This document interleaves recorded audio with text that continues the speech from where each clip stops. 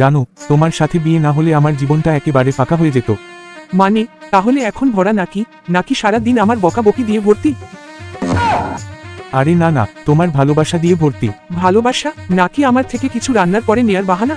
উভয়ই, তবে আজ কৃতজ্ঞতা বেশি, কারণ আজ চিকেন কাটলেট খেতে ইচ্ছে করছে। বুঝলাম, প্রেমের ডায়লগও তো এমনি, কিন্তু আসল উদ্দেশ্য খাবার।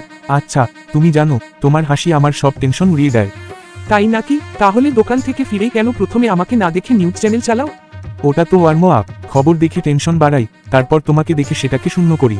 বাহ, রোমান্সের সাথে সায়েন্স থিওরি খুব ভালো। বুড়ো বয়সে মনে প্রেম জেগেছে তাই না?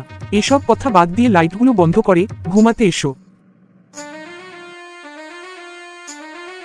কাল রাতে তোমার নাক ডাকায় শব্দে পাশের ফ্ল্যাটের কুকুর পর্যন্ত ভয় পেয়েছে। দেখো, আমার নাক ডাকার মিউজিকে আমি শুধু মানুষ না, পশু পাখিকেও এন্টারটেইনমেন্ট দিচ্ছি। এন্টারটেইনমেন্ট না, এটাকে বলে ন্যাচারাল ডিস্টার্ব। দোকান থেকে আসার সময় আজ তোমার জন্য একটা স্পেশাল উপহার এনেছি।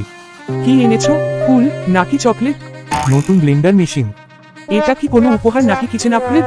আরে, আমার রানীর হাতে বানানো এক গ্লাস ম্যাঙ্গো শেক খেয়ে ঘুমাতে যাবো তাই এনেছি। তুমি না একদিন হাসাতে হাসাতে আমাকে কাঁদিয়ে ফেলবে। কাঁদলেও চিন্তা নেই, আমি টিস্যু রেডি রাখবো, প্রেমের সাথে সার্ভিস চার্জ ফ্রি। জানো, মাঝে মাঝে মনে হয় তুমি আমায় এইসব কথা বলে মজা করার জন্যই বিয়ে করেছো। ভুল, আমি বিয়ে করেছি কারণ তুমি ফ্রি ওয়াইফাই এর মতো সব সময় কানেক্টেড আর ডেটা আনলিমিটেড। তাহলে মনে রাখো, কানেকশন কেটে দিলে কিন্তু স্পিডও কেটে যাবে।